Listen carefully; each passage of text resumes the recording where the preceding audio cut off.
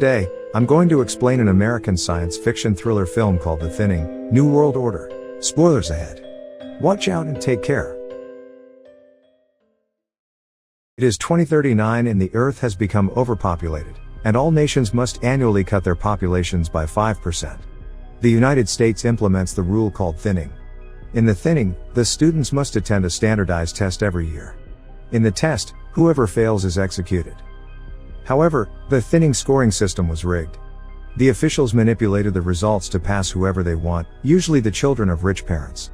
In the end, the foul play of the scoring system was exposed by a student named Lena. Blake Redding, the son of Texas Governor Dean Redding, failed the Thaining test. He and the others who failed the test were to be executed. However, unknown to the public, they were instead sent to an underground slave labor facility to manufacture goods like phones and electronics for a company called Ashuru Global. This way, the company profits off cheap labor. It is now the following day of the Thaining. Blake and the other students who had failed are brought to the underground facility. There, they watch a video of a lady explaining that they are the chosen ones, who get a second chance at life. The place is called an incubator and is designed by Ashuru. They have been brought here to work for the company. Lastly, she reveals that the most productive member of the incubator program gets reintroduced to society. The people happily celebrate being alive. The system then tells them to go to their respective assignment room. A teaching device has been inserted in all of their necks. An automated voice explains to them their tasks and routines. They will have to work for 14 hours a day before they get 1 hour of dining and personal time. They will also get curfews, in which they have to go to their assigned beds and rest. While watching the videos, Blake notices his long-lost girlfriend, Ellie, in a clip. Blake goes looking for her and the two finally meet. Blake cannot believe that she is alive. Ellie tells him to meet her in an hour when they have a curfew. The two meet at the living unit and have sex. Later that night, Blake is talking to his friend, Heather, when a siren starts ringing in the facility. One of the workers is trying to commit suicide because he doesn't want to work anymore. A group of boys from below encourage the boy to jump. Cage is the leader of a group. The boy eventually jumps, but the guards lay the nets right before and save him. It turns out that anyone who refuses to work is sent to an infirmary where they are injected with some kind of drug to docile them. Cage then comes to meet Blake at his living unit.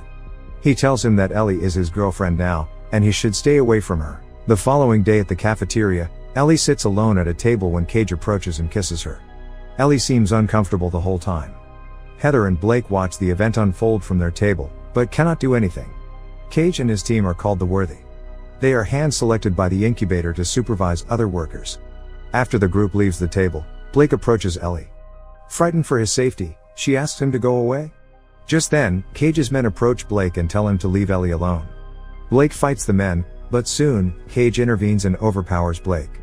Ellie and Blake manage to run away from the cafeteria, but they are then caught by Mason King, the ex-supervisor of the Thaining exam who has been relocated to the incubator after the Thaining scandal.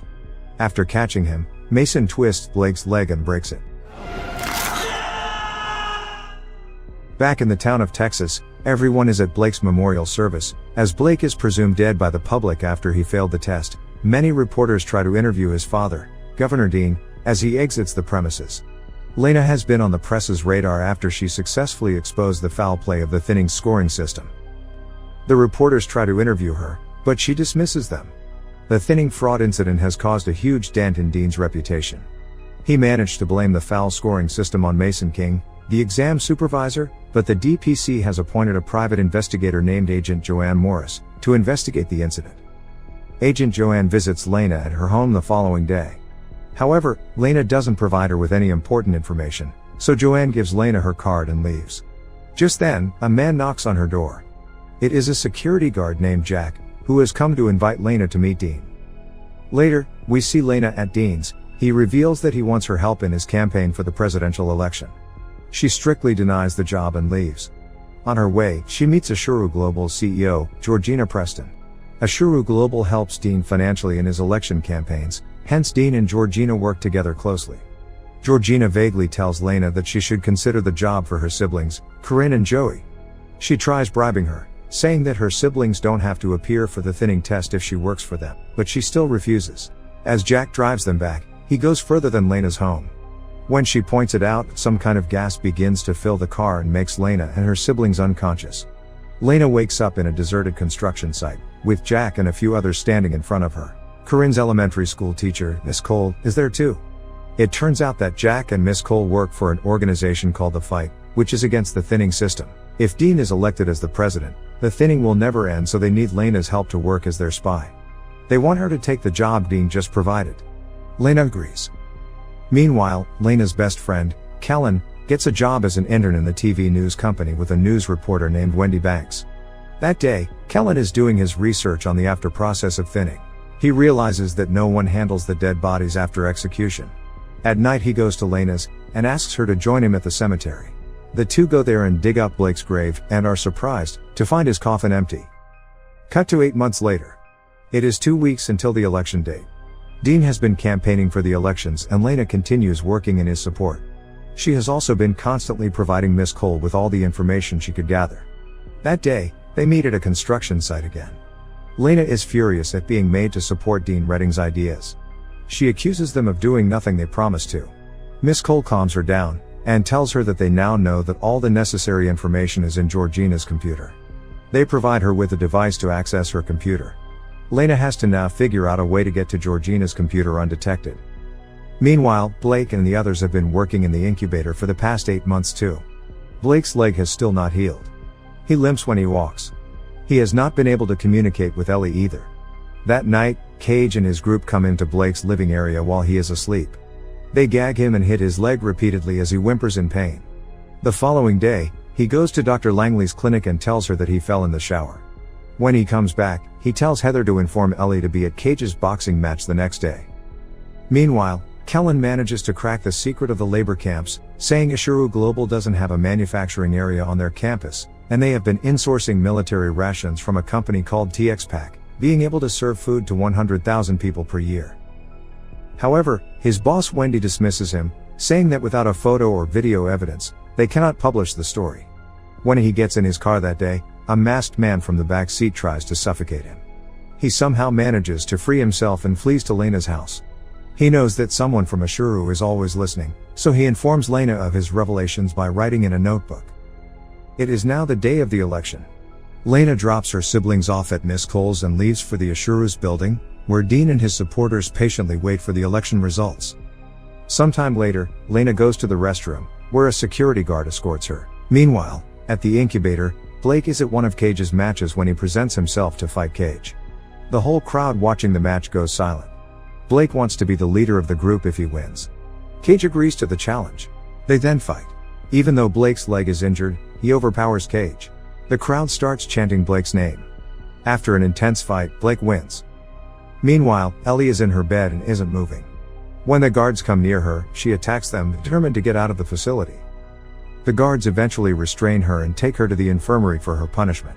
After his win, Blake gathers Cage's group and tells them that none of the students from the thinning are killed. They are brought down for cheap labor. He also reveals that the reintroduction to society is a lie and they will be stuck there forever. After a lot of convincing, the group finally agrees to work together to fight the system. Blake and one of the guys go to get Ellie, while others go to the cafeteria. Lena, on the other hand, jumps out of the bathroom's window and somehow manages to reach Georgina's office. There, she uses the hard drive that Miss Cole gave her to gain access to the computer. She finds out all the camera footage from the incubator, and is beyond surprised and delighted to see that Blake is alive. She quickly transfers all the information to the hard drive. However, while she is in the office, Georgina is about to come in. Jack stalls her, saying that Dean wants to meet her urgently. Till then, Lena takes the hard drive and gets back to the restroom. However, after being caught in a lie, Jack is restrained by the guards. Lena then quickly calls Agent Joanne Morris, who had been appointed to investigate the thinnings case. At the incubator, Blake deliberately hurts himself to be taken to the clinic where Ellie is. There, he and a friend get rid of a guard, and stop the doctors from injecting Ellie with a drug. The two then take out the tracking device in their necks and flee.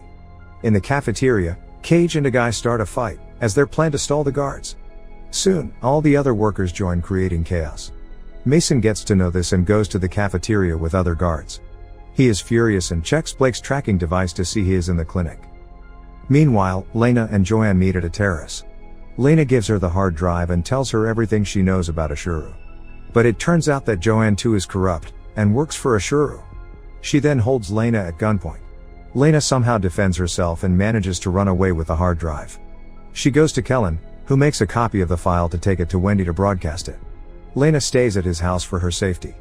However, as Kellen starts his car, it explodes, killing him. Joanne and some men come looking for Lena. She sets up a trap and runs out through the back door. The guards fall into the trap, creating an explosion. However, Joanne comes out unharmed. She attacks Lena again, but this time, Lena pushes her off the stairs, killing her. Meanwhile, Jake and Ellie dress up as the nurses and run through the basement of the incubator. Mason follows them behind. The two find a ladder reaching the top of the tunnel and climb up, eventually getting out of it. They celebrate happily, and are about to run when Mason reaches there and attacks them. Elsewhere, at the Ashuru building, the election results come out in the favor of Dean. Everyone celebrates happily. He is now the new president of the United States. Meanwhile, Lena finally reaches the BNC News Center, and shows Wendy Banks the proof. They quickly rush to the opening of the incubator in a chopper. They broadcast Mason fighting Blake. Dean sees the broadcast and is beyond surprised to see his son still alive. Still, he gives his first presidential speech. Dean's PA tells Georgina that there is no way around this scandal now. However, Georgina has a plan. She arrests everyone who ever talked against Redding, and plans to end democracy once and for all. Blake and Lena finally reunite and kiss. They stop when Lena sees Ellie behind Blake. Just then, they too are arrested for speaking against the thinning test. As the police drive them, they get into an accident but thankfully are not injured. Suddenly, Jake comes to them and frees them. Jack tells them that they will defeat Redding and Georgina, and take things back to normal. The movie ends abruptly, hinting at the third season.